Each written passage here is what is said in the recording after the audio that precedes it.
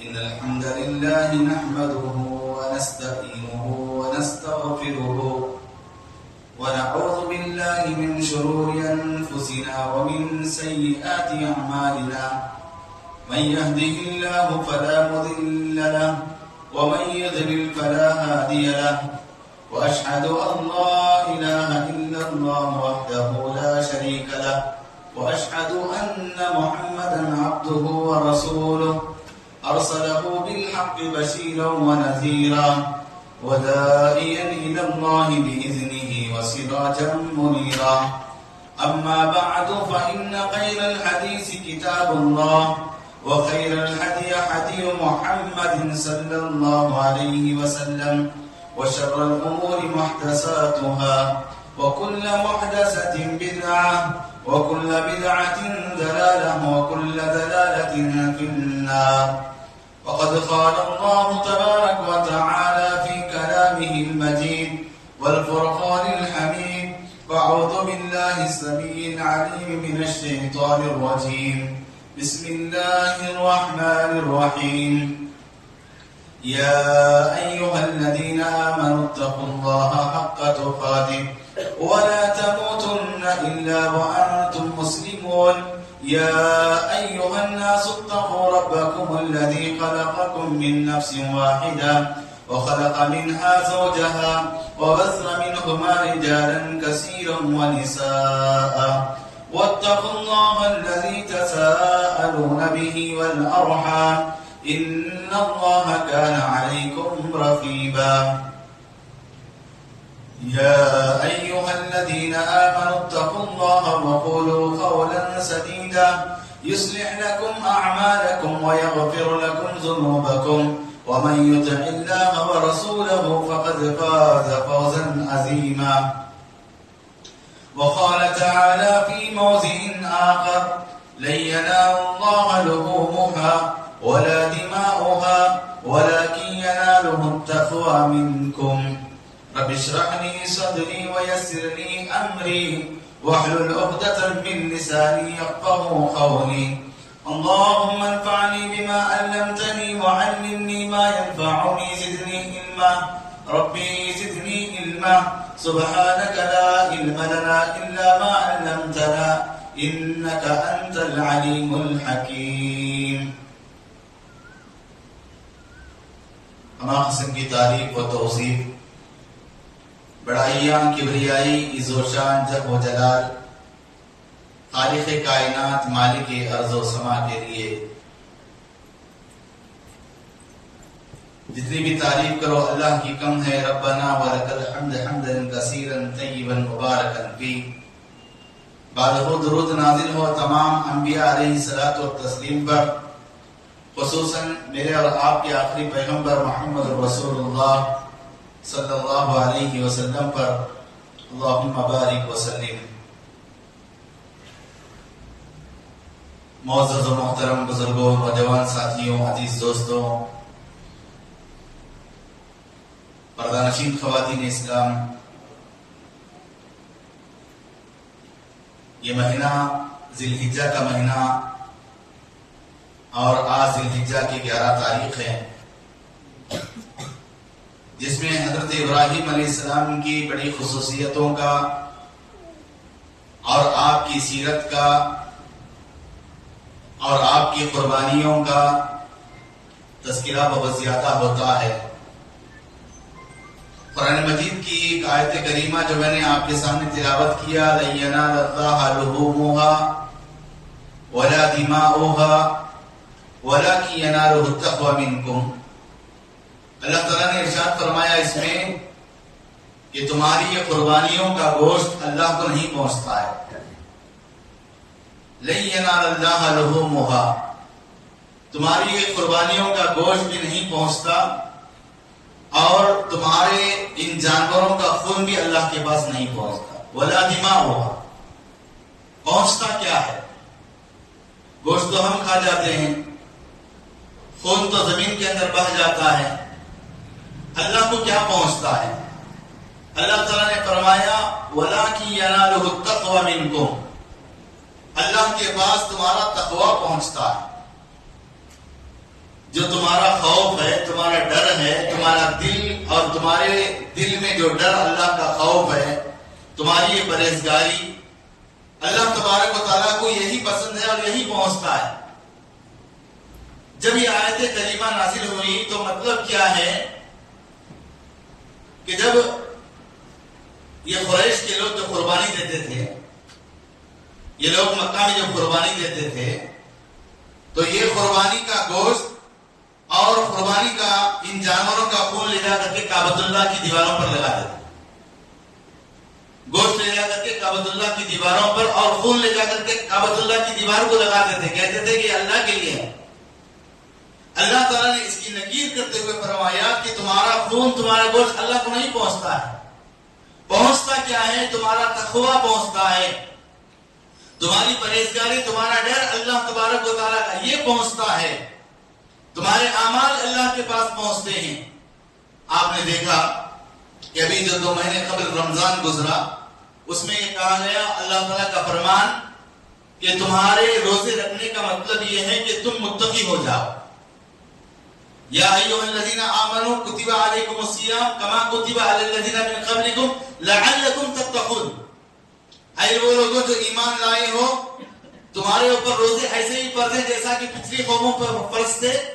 کیوں روزے فرض کیے گئے؟ لعلکم تتقون، تاکہ تم متقی ہو جاؤ، تقوی اختیار کرو. روزے کا مطلب رکھنے کا بھی متقی ہونا ہے. اور یہ قربانی کرنا، یہ جانوروں کا ذبح کرنا، اللہ تعالیٰ نے فرمایا لَن يَنَالَ اللَّهَ لُحُومُهَا وَلَا دِمَاؤُهَا وَلَكِن يَنَالُهُ التَّقْوَىٰ مِنكُمْ. یہ بھی اللہ تعالیٰ نے کہا کہ تقویٰ ہی اللہ کے پاس پہنچتا ہے. تو تقوی کی کئی چیزیں ہیں، کئی معنی اس کے ہیں. تقوی کا معنی ایک یہ ہے کہ ہم لوگ تقوی اختیار کریں. اللہ کا ڈر جب وہ آتا ہے تو ہم لوگوں کے ساتھ ہمدردی کرتے ہیں. اللہ کا ڈر ہمارے ساتھ آتا ہے، لوگوں سے ہم اچھا سلوک کرتے ہیں. لوگ ہمارے پاس تقوی آتا ہے، اللہ کا ڈر آتا ہے، عبادتیں اچھی کرتے ہیں. اس طریقے سے اللہ کو پہچان کر اللہ کی عبادتیں، اللہ تبارک و تعالیٰ کے ان بندوں کے ساتھ اچھا سلوک، اچھا رویہ، ان کے ساتھ اچھا معاملہ کس بنیاد پر کرتے ہیں؟ اگر تقوی آتا ہے. تو قربانی اور ایثار، قربانی یہ ہے کہ جیسے کہ ہم نے اللہ کے لیے قربانی کا جانور ذبح کیا. آپ نے ابھی مسجد کے اندر آئے ہیں، جمعہ کی نماز کے لیے آئے ہیں، خطبہ سننے کے لیے مسجد کے اندر آئے ہیں. بہت سارے احباب ایسے ہیں جنہوں نے اپنے گھروں کے اندر بیٹھے ہوئے ہیں، کاروبار میں ملوث ہیں، دکانوں میں اپنے وقت کو گزار رہے ہیں. اللہ کا نہ خوف ہے نہ ڈر ہے. وہ مسجدوں کو نہیں آئے ہوئے ہیں، دھوپ میں آنا ان کو پسند نہیں ہے، اللہ کی عبادت کرنا ان کو پسند نہیں ہے. وہ کسی نہ کسی بہانے سے کسی نہ کسی کام میں مصروف ہیں. تو اللہ تبارک و تعالیٰ کے پاس جب اللہ کے گھر میں آپ آئے تو ایک قربانی ہے. یہ آپ نے اس دھوپ میں، اس گرمی میں بھی اللہ کے لیے وقت نکالا، یہ قربانی ہے. اللہ کی عبادت کے لیے آپ نے وقت نکالا، مسجد میں آئے، یہ قربانی ہے. اس طریقے سے انسان کئی قربانیاں وقت کی دیتا ہے. صرف جانور کی قربانی نہیں ہوتی، وقت کی قربانی ہوتی ہے، مال کی قربانی ہوتی ہے، احسان کی قربانی ہوتی ہے. اس طریقے سے آدمی لوگوں کے ساتھ اچھا سلوک کرتا ہے، اس کی قربانی ہوتی ہے. لہذا انسان کی بہت ساری قربانیاں ہوتی ہیں. ایثار کیا ہے؟ ایثار یہ ہے کہ اپنے آپ کو ضرورت ہے لیکن دوسروں کو ترجیح دیں. اپنے آپ کو ضرورت ہے لیکن دوسروں کو ترجیح دیں. میں بھوکا ہوں، دوسروں کو کھانا کھلا رہا ہوں. میں پیاسا ہوں، دوسروں کو پلا رہا ہوں. یہ صفت صحابہ کرام میں بہت زیادہ تھی. اللہ تبارک و تعالیٰ نے حضرات صحابہ کرام کی تعریف کرتے ہوئے قرآن مجید میں فرمایا وَيُؤْثِرُونَ عَلَىٰ أَنفُسِهِمْ وَلَوْ كَانَ بِهِمْ خَصَاصَةٌ. وہ لوگ اپنے اوپر ترجیح، دوسروں کو اپنے اوپر ترجیح دیتے ہیں اور دوسروں کو خرچ کرتے ہیں، دوسروں کو کھلاتے ہیں، دوسروں کو پلاتے ہیں، دوسروں کو پہناتے ہیں. یہ انصار کی ایک بہت بڑی صفت تھی. یہ انصاری صحابہ کی بہت بڑی صفت تھی. یہ بہت بڑی صفت انصار صحابہ کی تھی. کیسے؟ اللہ کے نبی صلی اللہ علیہ وسلم کے زمانے میں اللہ کے نبی اپنے صحابہ کے ساتھ بیٹھے اپنے صحابہ کے ساتھ. ایک آدمی آیا، بھوکا تھا، کہا اللہ کے رسول میں بھوکا ہوں، میں آپ کا مہمان بننا چاہتا ہوں، اللہ کے رسول مجھے کچھ کھلائیے. صحابہ کرام سے اللہ کے نبی نے فرمایا اے میرے صحابہ، تم میں سے کوئی ہے اس ہمارے مہمان کے لیے کھانے کا انتظام کرے، اس بھوکے آدمی کو کھانا کھلائے. ایک صحابی حضرت ابو طلحہ اٹھے، کہا اللہ کے رسول میں اس کو کھانا کھلاتا ہوں، اے اللہ کے رسول میں اسے لے جاتا ہوں، اپنا مہمان بناتا ہوں. صحابی حضرت ابو طلحہ ان کو لے کر کے ساتھ میں گئے. گھر میں نہیں پوچھا کیا پکا ہے، گھر میں نہیں پوچھا کیا پکائے ہیں، گھر میں نہیں پوچھا کیا کھانے کے لیے ہے. مہمان کو لا رہا ہوں، اطلاع نہیں دیا، بغیر کسی پر بتائے کہ مہمان کو اپنے گھر میں لے کر چلے گئے. اللہ اکبر. گھر میں جب گئے بیوی سے کہا کہ مہمان رسول آئے، رسول اللہ کا مہمان آیا ہے، بھوکا ہے، کچھ کھایا ہوا نہیں ہے. رسول اللہ نے کہا تو میں نے لے کے آ گیا، کھانا کچھ ہے کاٹ دو. کہا کہ اللہ کی قسم ہمارے گھر میں نہ تمہارے لیے کھانے کے لیے کھانا ہے نہ میرے لیے کھانے کے لیے کھانا ہے، بس بچوں کا کھانا ہے. اب بچے کھائے نہیں ہیں. کہا کہ بچوں کو کیسے بھی گلا پھسلا کے سلا دو، مہمان رسول آیا، رسول اللہ کے مہمان اسے کھلا دیں گے. اور پھر اس کے بعد اس میاں بیوی نے دسترخوان کو بچھایا اور کھانا جوڑا. اور پھر اس کے بعد اب مہمانوں کے ساتھ ایسا سلوک ہوتا تھا بھائی کہ پہلے ایسا ہوتا تھا کہ مہمان کے ساتھ بیٹھ کر کے میزبان کھاتے تھے. मेहमान के साथ मेजबान खाते थे। आज की जैसा नहीं कि तुमको खिलाएं बाद में हम खाएंगे, ऐसा नहीं। खाना दस्तरखान बिछाया, मेहमान को बिठाया, अब मेहमान की एक खाने का खाना है, अब मियां बीवी साथ में बैठे हैं। अब उसके बाद शोहर ने कहा बीवी से किसी तरह चिराग को बुझा दो और फिर अंधेरे में ऐसी एक्टिंग करो, ऐसा तरीका अपनाओ, बस बर्तनों की ऐसी आवाज करो कि मेहमान समझे कि हम भी उसके साथ खा रहे हैं, हम भी उसके साथ खा रहे हैं। और मेहमान रसूल खाए और अकेले खाए और अंधेरे में समझे कि चिराग में तेल नहीं है, चिराग बुझ गया है। अब खाना खाए और उसके बाद उनको सुलाया और फजर की नमाज में उनको लेकर के गए। डर है, अपने मेहमान रसूल को लेकर के आया, चिराग बुझा दिया, खाया कि नहीं खाया और पेट भरा कि नहीं भरा। अब अल्लाह ताला कहीं हमारे बारे में आयत तो नाजिल नहीं कर दे। और फिर इस डर से, इस खौफ से घर के बाहर निकले हुए और गए। अल्लाह के नबी ने पुकारा, अबू तलहा, अल्लाह ने तुम्हारे बारे में कुरान मजीद की आयत को नज़ुल फरमाया है। क्या नज़ुल फरमाया है? कहा युसिरूना अला अनफुसिहिम वलौ काना बिहिम खसासा। ये वो सहाबा है जो अपने आप को पूरी रात भूखा रख करके, अपने बच्चों को भूखा रख करके, इतनी बड़ी बात है, मामूली बात है, बच्चों को भूखा सुला करके, अपने आप को भूखा सो करके, बीवी को भूखा सुला करके और अपने आप को भूखा रह करके और मेहमान को खाना खिलाए, क्या मामूली बात है? पूरी रात भूखा रहना, बच्चों को नहीं खिलाना। आज कौन है ऐसा दिल वाला? अल्लाह अकबर। सहाबी रसूल के बारे में आयत नाजिल हुई, अय अल्लाह के रसूल, आपके सहाबा कैसे हैं जो दूसरों को तरजीह देते हैं, दूसरों को तरजीह देते अपने आप पर, खुद भूखे रह करके दूसरों को खिला दिया, दूसरों को खिलाया, दूसरों को पहनाया, दूसरों को पिलाया, दूसरों के लिए मदद किया। ऐसा एक वाकया नहीं मिलता सहाबाए किराम का, कई वाकयात मिलते सहाबाए किराम के रज़ी अल्लाह अन्हुम अजमाइन। मदीने के अंदर सहाबा जब आते थे मक्का से हिजरत करके आते थे, उनके पास ना माल रहता था, न दौलत रहती थी, न सवारी रहता था, न दिरहम, न दीनार, न पैसा, न कपड़ा, कुछ भी नहीं। वो अल्लाह के लिए, वो रसूलुल्लाह के लिए, वो इस्लाम के लिए, वो दीन के लिए, वो इस्लाम के लिए मक्का को छोड़कर अल्लाह के नबी के पास अपने माल को, दौलत को, घर को, बार को, सब कुछ छोड़कर आ जाते थे। अल्लाह के रसूल ने एक सहाबी से, एक मदीने के अंसारी सहाबी से, एक मुहाजिर से एक अंसार सहाबी का रिश्ता बना दिया, यानी जोड़, एक साथी बना दिया। एक सहाबी ने कहा एक सहाबी से, अरे मेरे साथी, मेरा एक कारोबार है, इसमें आधा तुम्हारा आधा मेरा। एक सहाबी ने कहा, अरे मेरे साथी, मेरे दो घर हैं, एक घर मेरा, एक घर तुम्हारा। एक सहाबी ने कहा, अरे मेरे साथी, मेरे दो बगीचे हैं, एक बगीचा तुम्हारा, एक बगीचा मेरा। अल्लाह अकबर। ऐसी नादिर मिसालें कहाँ मिलती हैं? दिल गुर्दे की बात तो ये है कि एक सहाबी ने कहा कि मेरे साथी, मेरी दो बीवियां हैं, जिसे तुम पसंद करोगे मैं उसे तलाक दूंगा, उससे निकाह करोगे। कितनी बड़ी बात है। सहाबाए किराम ने इस तरीके से, इस अंदाज में महाजिरीन के लिए अंसार ने बहुत बड़ी खिदमत की। अपने आप को, अपने नफ्स के ऊपर दूसरों को तरजीह दिया, अपने घरबार को दूसरों के लिए दिया, अपने कारोबार को दूसरों के लिए दिया। और उन सहाबाए किराम ने इस चीज का गलत फायदा नहीं उठाया। उन्होंने कहा कि हमको मदीने का बाजार बताओ, हम कमाएं कि हम खुद खाएंगे। अल्लाह अकबर। कई मिसालें, ये सिर्फ मिसालें सिर्फ अपनी जिंदगी के चंद दिनों तक नहीं थी। जैसा कि कहते हैं कि नए में 9 दम, पुराने में 3 दम। अब नए में जोश था, उन्होंने कह दिया, कर दिया, और उसके बाद ऐसा नहीं, बल्कि सहाबाए किराम अपनी जिंदगी में जब उन्होंने ऐसा दूसरों के ऊपर अपनी युसिरूना अला अनफुसिहिम वलौ काना बिहिम खसासा, दूसरों को तरजीह देने लगे, तो कैसा देने लगे? मरते दम तक देने लगे, उनकी आखिरी मौत तक देने लगे। ये कुर्बानी है, ये ईसार है। कैसा कुर्बानी दी, कैसा ईसार है उनका, कैसा तरजीह दिए? सिर्फ जिंदा चंद दिनों तक नहीं, मरते दम तक यही आदत रही, यही तरीका रहा। कैसे? जंगे यरमुक का वाकया, अल्लाह अकबर।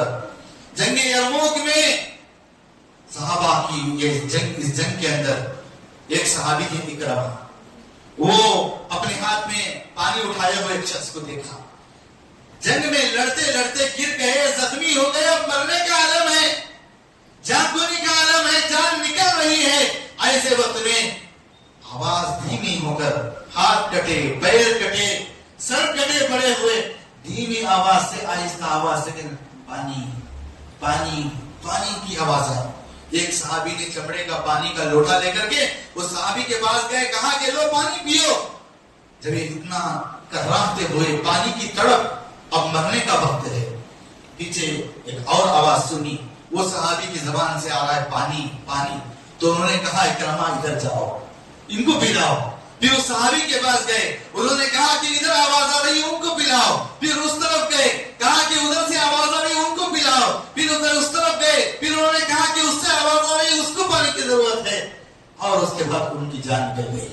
फिर इस तरफ आए तो ये इंतकाल हो गए, फिर इस तरफ आए तो ये इंतकाल हो गए, फिर इसकी तरफ आए तो ये इंतकाल हो गए। सारे के सारे दूसरों को तरजीह देते हुए, ये नहीं कहा कि मुझे पिलाओ, मैं पहले प्यासा हूं, मुझे खिलाओ, मैं पहले भूखा हूं, मुझे पहनाओ, मुझे कपड़े की जरूरत है, मुझे अनाज की जरूरत है, मुझे घर की जरूरत है, ऐसा नहीं कहा। बल्कि सहाबा किराम ने दूसरे सहाबा को हमेशा तरजीह देते रहे। मरते दम तक इनकी ये हालत रही, मरते दम तक ये आलम रहा कि दूसरों को तरजीह देते थे, खुद नहीं खाते थे, औरों को खिला देते थे। कितने प्यारे थे मोहम्मद के घराने वाले, दूसरों को तरजीह देना, दूसरों को ये खिलाना, दूसरों को पिलाना, ये कुर्बानी है, ये ईसार है। आज बहुत सारे लोग कुर्बानी के इस मौसम में, कुर्बानी के इस इन अय्याम में अपने आप को तरजीह देते हैं।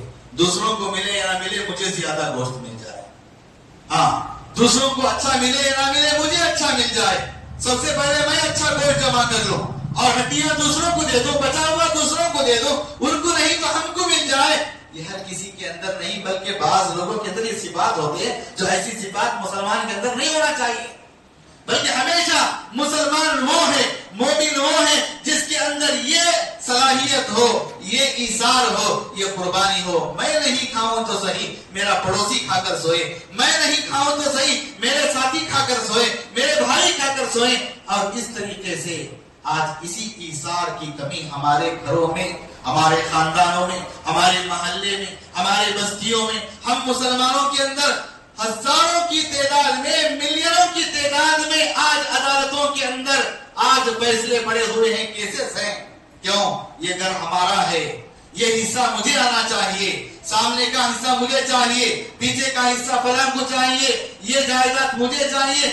ऐसा मिलियनों के हिसाब से 5 करोड़ से जायद, 5 करोड़ से जायद 2020 तक की रिपोर्ट में 5000 से जायद, 5000 से 5,50,000 से जायद ऐसे केसेस पड़े हुए हैं जो एक मुसलमान दूसरे मुसलमान को तरजीह देना नहीं चाहता।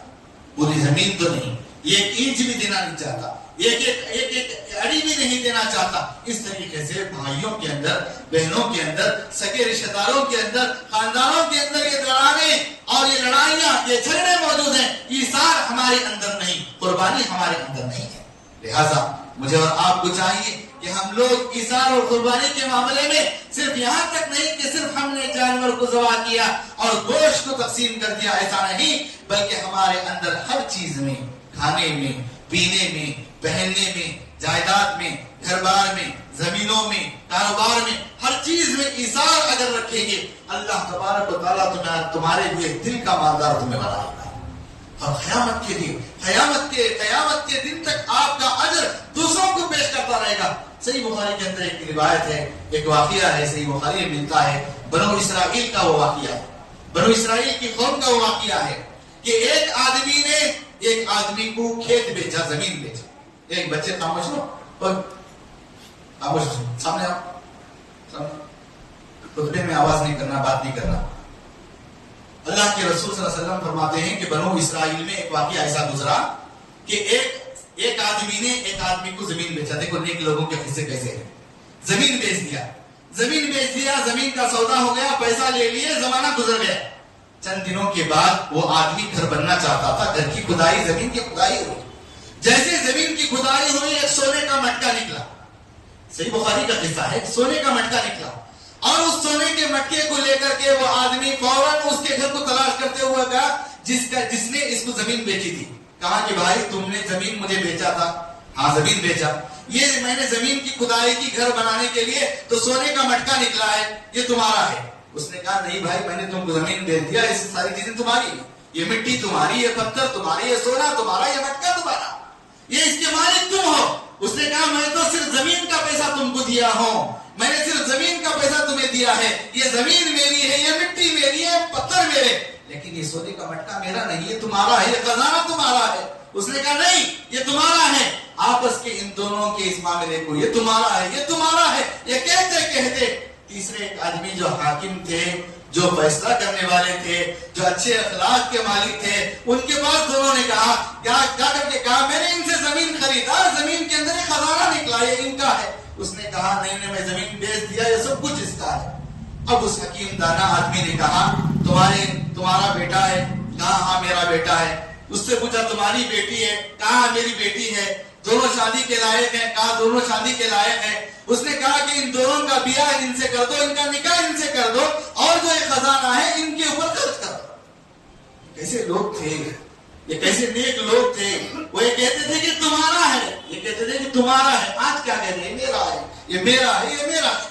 اللہ اکبر۔ ایسی بہت ساری مثالیں میں تھے۔ پیارے نبی صلی اللہ علیہ وسلم کے زمانے میں دو صحابہ آئے، جنہوں نے کہا اللہ کے رسول میں نے یہ زمین خریدی ہے، یہ ان سے میں نے اتنی زمین خریدی ہے، یہ زمین بھی مجھے یہاں تک جمنا چاہیے۔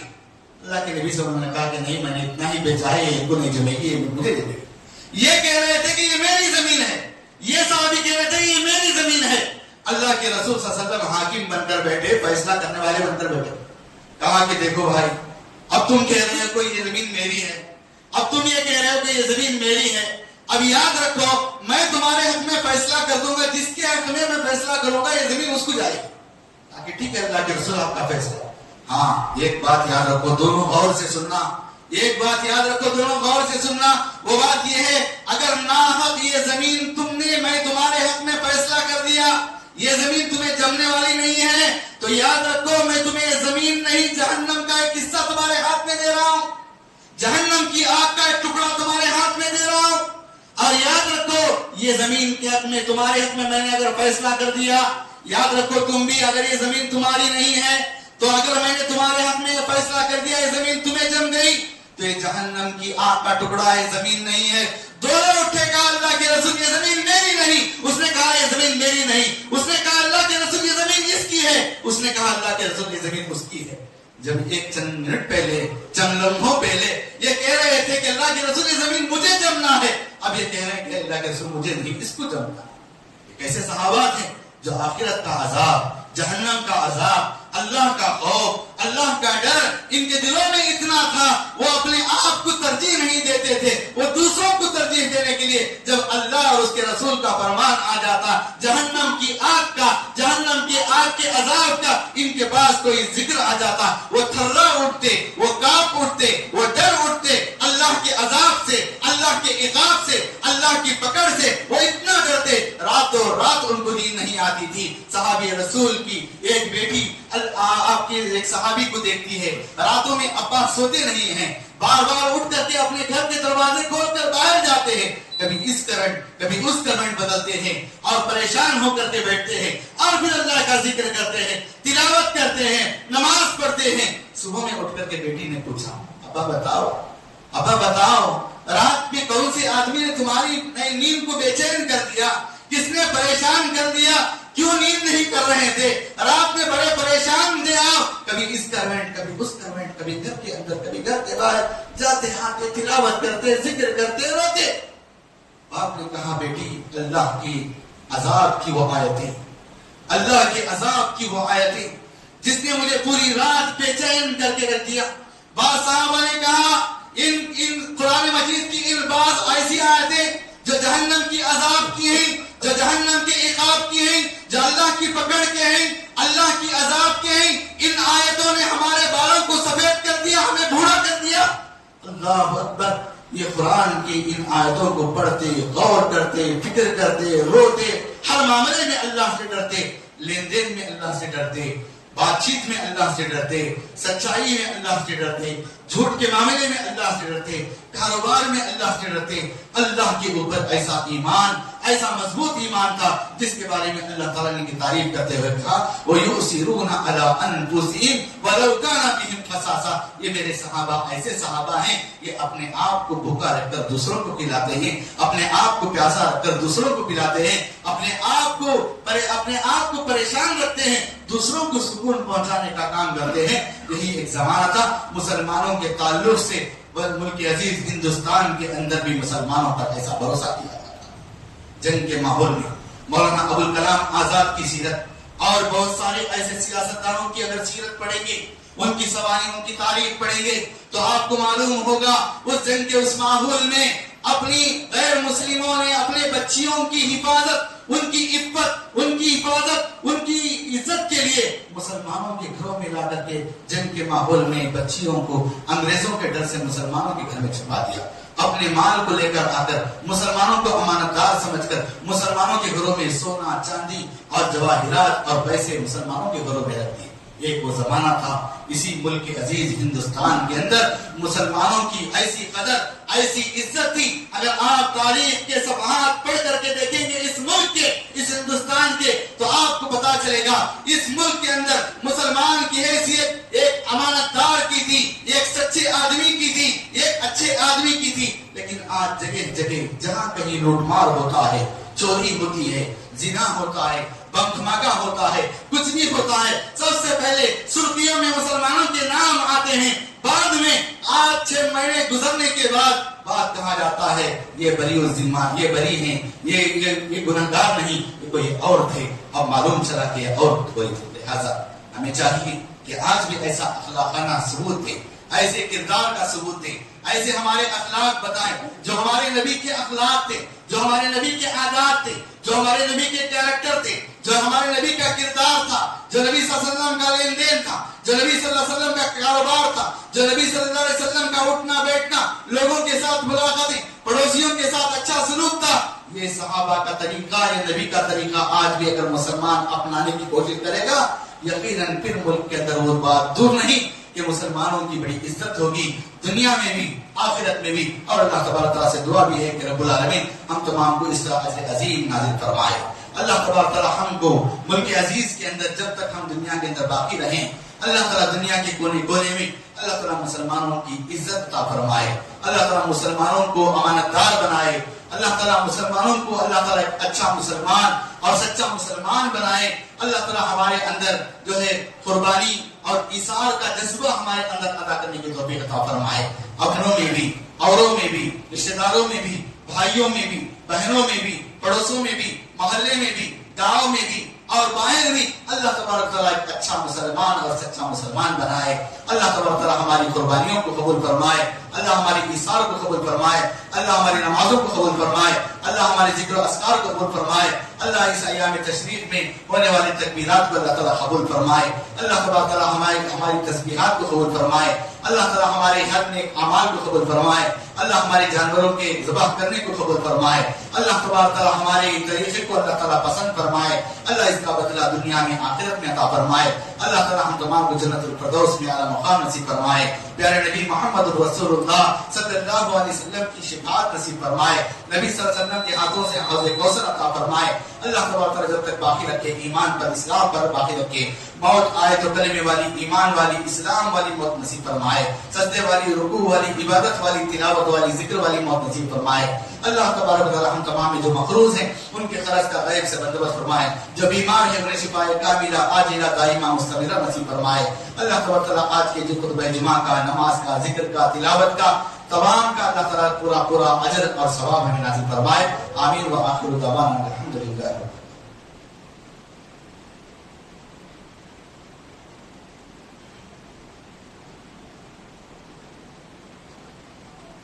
إن الحمد لله نحمده ونستعينه ونستغفره ونعوذ بالله من شرور أنفسنا ومن سيئات أعمالنا. من يهده الله فلا مضل له ومن يضلل فلا هادي له. وأشهد أن لا إله إلا الله وحده لا شريك له وأشهد أن محمدا عبده ورسوله. وبعد. الله أكبر الله أكبر لا إله إلا الله والله أكبر الله أكبر ولله الحمد. إن الله وملائكته يصلون على النبي يا أيها الذين آمنوا صلوا عليه وسلموا تسليما اللهم صل على محمد وعلى آل محمد كما صليت على إبراهيم وعلى آل إبراهيم إنك حميد مجيد اللهم بارك على محمد وعلى آل محمد كما باركت على إبراهيم وعلى آل إبراهيم إنك حميد مجيد عباد الله رحمني ورحمكم الله وإيتاء ذي القربى وينهى عن الفحشاء والمنكر والبغي يعظكم لعلكم تذكرون واذكروا الله يذكركم وادعوه يستجب لكم وذكر الله أكبر والله يعلم ما تصنعون.